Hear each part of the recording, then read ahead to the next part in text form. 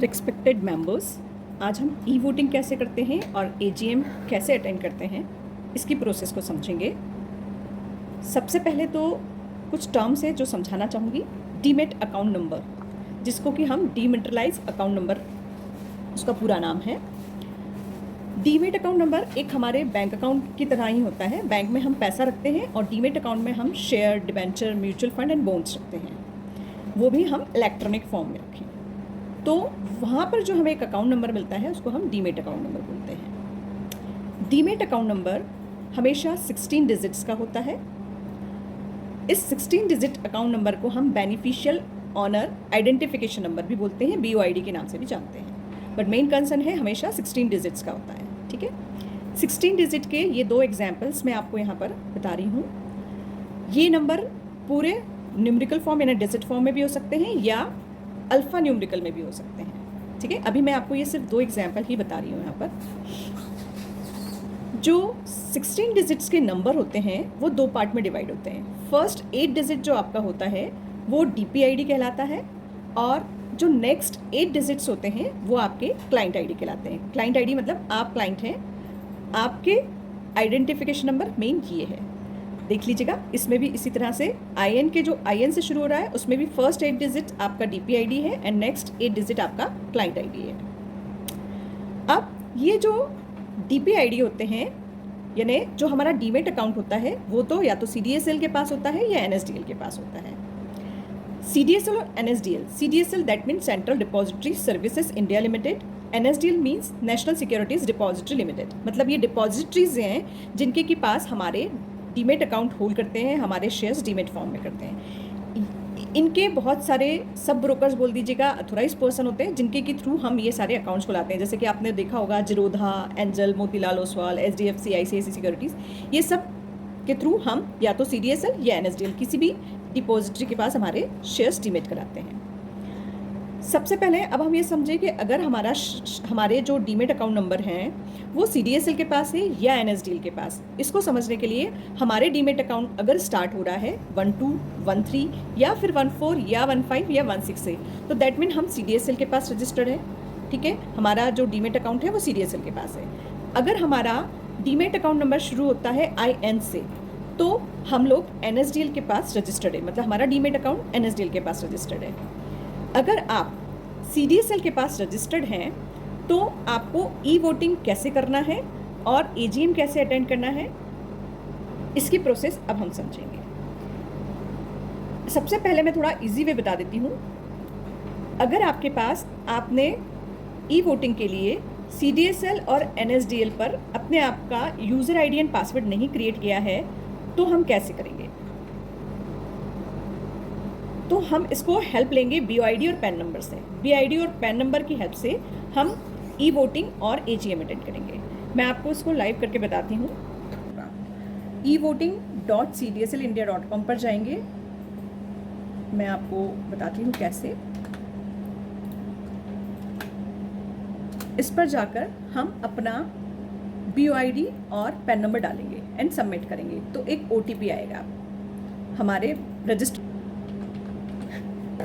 Verify करेंगे। जैसे ही ये वेरीफाई होता है आप ई वोटिंग इवेंट्स या ई वोटिंग प्लेटफॉर्म पर चले जाते हैं। वहाँ पर आपको पता चलता है कि किस किस कंपनी की ई वोटिंग अभी स्टार्ट है और उसकी AGM कहाँ है। जैसे कि अभी आप देख सकते हैं आज की डेट पर 15 से 17 तक ई वोटिंग चालू है और 18 को इस कंपनी का AGM है। अभी हम ई वोटिंग कर सकते हैं। आज 16 है, हम लोग ई वोटिंग करेंगे। ई वोटिंग करने के लिए हम यहाँ पर स्पेसिफिक हमारे पास इंस्ट्रक्शन भी है, वोटिंग पेंडिंग है हमारा। ई वोटिंग पर हम क्लिक करेंगे यहाँ से जाके। जैसे ही हम ई वोटिंग प्लेटफॉर्म पे क्लिक करते हैं तो उस कंपनी का हमारे पास डेटा आ जाता है, EVSN नंबर आ जाता है जो कि ब्लू लिंक में है और ये सारी डिटेल आती है। इस ब्लू लिंक पर EVSN पर जो ब्लू लिंक है इस पर हम क्लिक करेंगे। क्लिक करने के बाद इस कंपनी के जितने भी रिजोल्यूशंस है वो सारे हमारे सामने आ जाते हैं और उन रिजोल्यूशन को हम अपनी चॉइस से एग्री, डिसएग्री या रिसेट, जैसा भी हम चाहें, फेवर, अगेंस्ट, जैसे भी हम चाहें वोट दे सकते हैं। इसके लिए एक और तरीका है कि अगर हम मार्क ऑल इन फेवर करते हैं तो ये सारे ही को फेवर में एक साथ चले जाते हैं। अगर आप अगेंस्ट में डालना चाहते हैं तो इसको क्लिक कर दीजिएगा। आपका जो चॉइस है उस रेजोल्यूशन पर आप अपना वोट दीजिएगा, फेवर में, अगेंस्ट में, जैसा भी आप चाहें, और पूरा वोट देने के बाद इसको आप सबमिट कर दीजिएगा। जैसे आप सबमिट करेंगे आपका ई वोटिंग हो गया और यहाँ पर फिर से आपसे कंफर्मेशन का प्रोसेस पूछता है। अलग अलग प्लेटफॉर्म पर अलग अलग थोड़ा सा यहाँ पर हो सकता है टैब डिफरेंट, लेकिन आपको अपना ई वोटिंग करने के बाद सबमिट करना है, उसको कंफर्म करना है और यहाँ पर आपके पास मैसेज आ जाता है कि वोट कास्ट सक्सेसफुली, यानी आपने वोट प्रॉपरली दे दिया है। देन ओके करिएगा, आप वापस से अपने उसी प्लेटफॉर्म पे आ जाएंगे और अपने आप को फिर से यहाँ से लॉग आउट कर दीजिएगा। हाँ, जब इस कंपनी की एजीएम होगी तो फिर से हमें उसके ईवीएसएन पर एजीएम से रिलेटेड एक लिंक ब्लू दिखेगी और उस पर जाकर हमें क्लिक करना है, राइट, एजीएम अटेंड करने के लिए। तो ये हमारा एक प्रोसेस रहा। अगर आप खुद सीडीएसएल पर रजिस्टर्ड हैं, यानी आपके डीमेट अकाउंट 1 2 1 3 1 4 1 5 1 6 किसी से भी डिजिट से शुरू हो रहे हैं, तो आपको कैसे ई वोटिंग करना है without user ID and password के थ्रू। अब जो सीडीएसएल पर जो डीमेट अकाउंट है, अगर उन्होंने ऑलरेडी अपना यूज़र आईडी एंड पासवर्ड बना रखा है तो कैसे लॉगिन करेंगे? वेब cdslindia.com पर जाकर माई इस टोकन होम लॉगिन करेंगे। इस लिंक को आप कॉपी करके अपने वेब ब्राउज़र पर डालें। डायरेक्ट आप उस जगह पर पहुंच जाएंगे जहां पर यूज़र आईडी और पासवर्ड डालने की आपको ज़रूरत है। यूज़र आईडी एंड पासवर्ड डाल के हम लॉगिन करेंगे। मैंने एक यूज़र आईडी पासवर्ड ऑलरेडी डाल रखा है, उसको अब हम लॉगिन कर रहे हैं।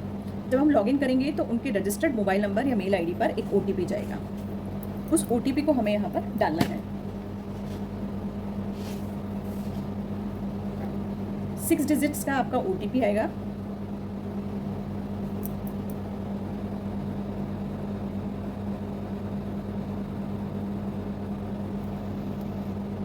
ये 6 डिजिट का ओटीपी हम डाल दें, उसके बाद इसको वैलिडेट करेंगे।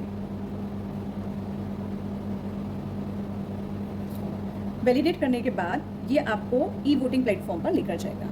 इस ई वोटिंग प्लेटफॉर्म पर आप देखेंगे यहाँ पर ई वोटिंग, जो ऊपर की साइड एक ई वोटिंग टैब आपको दिखेगा।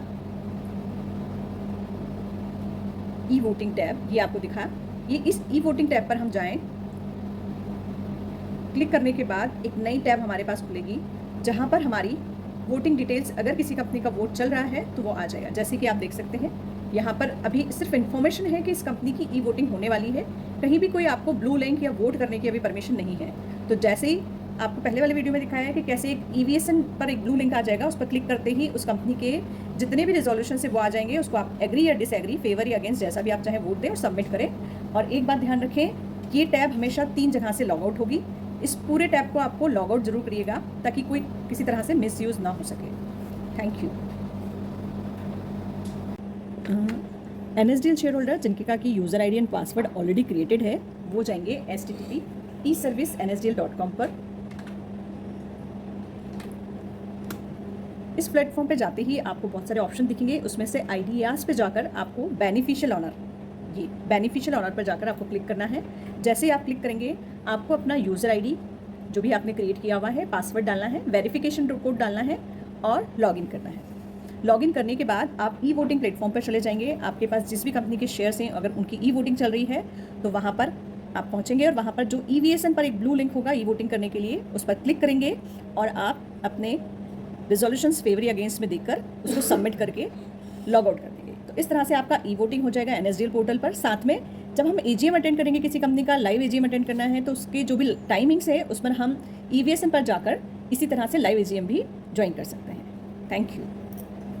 लॉगिन करना है, पहले हम सिर्फ, अगर आपके पास यूज़र आईडी एंड पासवर्ड नहीं है तो हम कैसे लॉगिन करेंगे इसको समझ लेते हैं। हम जाएंगे ई वोटिंग सर्विसेज पर, eservicesnsdl.com पर। जैसे ही हम इसको ब्राउज़र पर डालते हैं, हमारे पास एक ई सर्विसेज प्लेटफॉर्म आ जाता है। यहाँ पर बहुत सारे ऑप्शन हैं, उसमें से click here to e voting new, ये आप देख सकते हैं, click here to e voting, इस पर हम क्लिक करेंगे। DPID जो हमारा 8 डिजिट का है, क्लाइंट ID जो 8 डिजिट का होगा और हमारा पैन नंबर डालेंगे। ये जो वेरिफिकेशन कोड है इसको यहाँ पर डालें और आपके पास आपकी रजिस्टर्ड मोबाइल और मेल आईडी पर आपके पास OTP आएगा, उसको डालकर यहाँ पर पहले तो जनरेट OTP करेंगे, फिर आपका OTP आ जाएगा आपके रजिस्टर्ड मेल पर या मोबाइल पर, और फिर हम लॉगिन कर देंगे और सेम वही प्रोसेस से हम ई-वोटिंग करेंगे। यानी हम अपने ई-वोटिंग प्लेटफॉर्म पर जाकर EVSN पर जो ब्लू लाइन होती है उस पर क्लिक करके जो भी रेजोल्यूशंस को हमें फेवर या अगेंस्ट में वोट डालने हैं वो डालें और उसको सबमिट कर दें, देन लॉग इन हो जाए। तो इस तरह से without user ID and password के आप NSDL पर लॉगिन करके ई-वोट दे सकते हैं।